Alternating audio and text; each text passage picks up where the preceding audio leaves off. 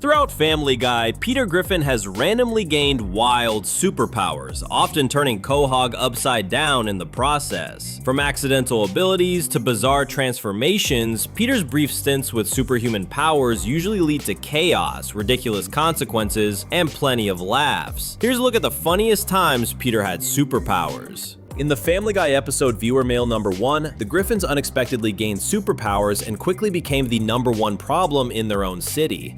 It all began when a truck accidentally lost a tank of toxic waste in the Griffins' yard.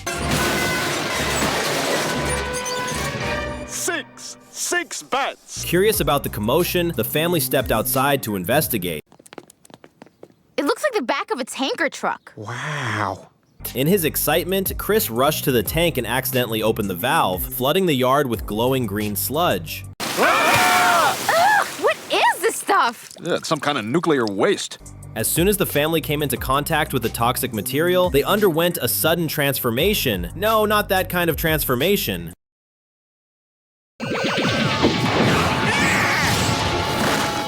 Brian became super fast. Brian's super speed. Ask me how the Queen of England is. How's the Queen of... She's great. Peter could morph into anything. Hey, Lois, I'm a wishing troll. Lois developed super strength. Meg, well, she could grow her fingernails at will. Meg's, super amazing ability to grow her fingernails.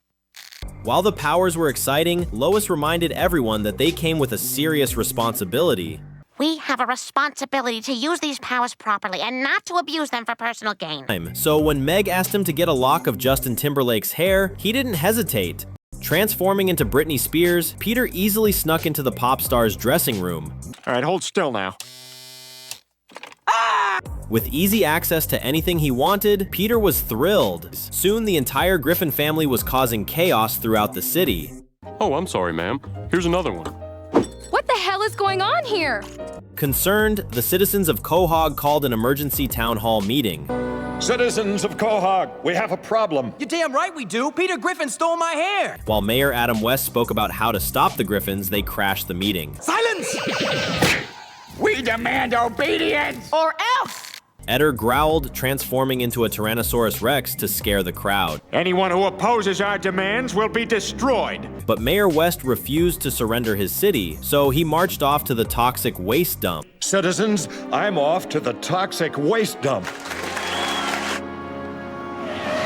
Sadly, his plan failed, catastrophically. Instead of gaining powers, Mayor West developed a deadly illness. Mayor West, you have lymphoma. Oh my, Probably from rolling around in that toxic waste. I see. Horrified, the Griffin family rushed to the hospital. Realizing the consequences of their reckless behavior, they were filled with guilt. The important thing is you learned your lesson. I can't believe we let those superpowers go to our heads.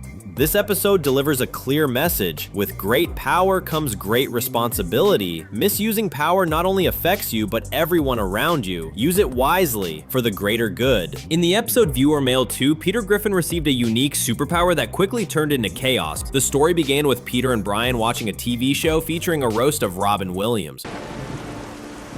We now return to the Comedy Central roast of Robin Williams. One by one, celebrities made harsh jokes about him, which infuriated Peter, as Robin Williams was his favorite actor. Oh, that's funny. Advocate violence. And let's face it, Mork, you're getting now old. Frustrated and unsure of what else to do, Peter ran outside and angrily yelled at the sky. In response to his outburst, a bolt of lightning struck him. I wish everyone was Robin Williams. Peter woke up in the hospital where the doctor informed him that he had been in a coma. You were in a coma, and then I kissed you and you woke up. Like 2 days later. Thankfully, his tests looked fine and he was cleared to go home. However, when Peter tried to shake the doctor's hand, the doctor suddenly transformed into Robin Williams. Oh my God, you're Robin Williams. Ding, thank you for playing That's Obvious. Initially, Peter was amused to meet his favorite actor, but things quickly escalated. Under Obama, the price is free, but your ass better vote for me. Ha! When a nurse entered the room to perform a routine procedure, Peter accidentally touched her and she too transformed into Robin Williams. Oh my God.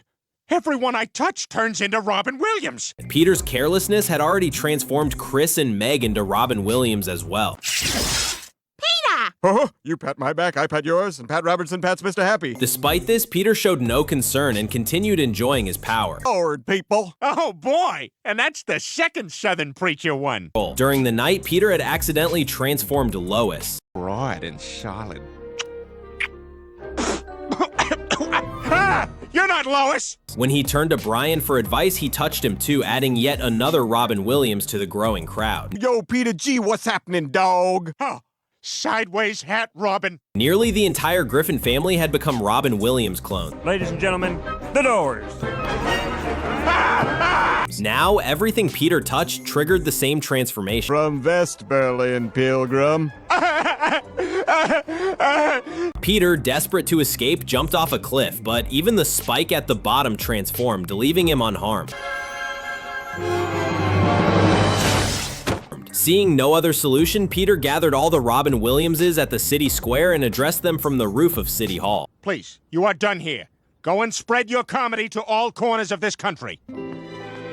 After releasing the crowd of clones, Peter walked away, now almost completely alone, his family replaced by his favorite actor. Peter, can you pass the coffee? Sure, Brian the dog. Anything for my family. It was far from a happy ending. It all started in the episode Death is a Bitch, where Peter Griffin accidentally gained the power to send people to the afterlife. It began in the bedroom where Peter and Lois were about to have some fun time. But the fun quickly ended when Lois noticed a lump on Peter's chest. It's probably nothing, honey. Yeah, that's easy for you to say. You get to keep both your cans. Peter, don't talk like that. But don't worry, alcoholism will probably get him first. Terrified, Peter rushed to the hospital. Give it to me straight, Doc. How long do I have? Mr. Griffin, I'd say you have about a month to live. After running some tests, all he could do was wait for the results. Peter, what's going on? I'm selling all my worldly goods so you'll have some cash when I'm dead. Yeah, a lot of memories here. When the test results finally arrived, Peter rushed to the hospital to hear the news. The doctor informed him that all the tests came back negative. The lump was just a fatty corpuscle. Just tell us about Peter's tests. Okay. Mr. Griffin, all your tests came back negative. As it turns out, the lump on your chest was just a fatty corpuscle. Fatty corpuscle? Peter was overjoyed until he saw the massive bill for his hospital visit. Whoa. Is this the price of my bill or my phone number? Your phone number. Oh. Peter thought it was completely unfair to get such a huge bill when he wasn't even dying. Then, an idea struck him. This sucks, Brian. Why should I have to pay this? I mean, there's nothing wrong with me. Yeah, it's a shame you're not dying. If he declared himself dead, he couldn't be charged. I pay his bill. All I gotta do is write deceased right here where it says name. He went home to celebrate with dinner, but the family's happiness was short-lived. As an unexpected visitor arrived, Death himself, here to claim Peter. Death? Which one of you is Peter Griffin? He is. Tried to explain, but there was no getting out of it. He had declared himself dead, so now Death had come for him. Hey, look, I caught Flo, Joe. You don't think I can catch you? My ankle! With Death injured, he had to stay at the Griffin house until he recovered. But Death's injury had serious consequences. People stopped dying altogether. It's a sprained ankle. I just have to stay off it for a few days. Wait. You can't stay here. Why not? You're trying to kill me. Peter was the first to realize this, and of course, he found a way to take advantage of it. First, he bet his friend he could jump off a skyscraper and survive, and he did.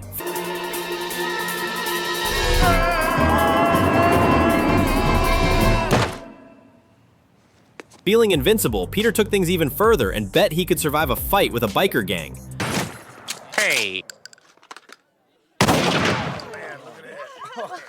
The news spread like wildfire. By the time Peter got home, it was already on TV with reports that the rules of death no longer applied. Death was furious. To fix the mess, he insisted Peter take up his scythe and temporarily become the Grim Reaper to remind people that death still existed. Your fault. And there's only one solution. You have to go out there and do my job. Terrified of his own mortality, Peter had no choice but to agree. Taking the scythe gave him Death's powers, the ability to instantly send people to the afterlife. A pilot error. Geez, I probably should have worn mittens.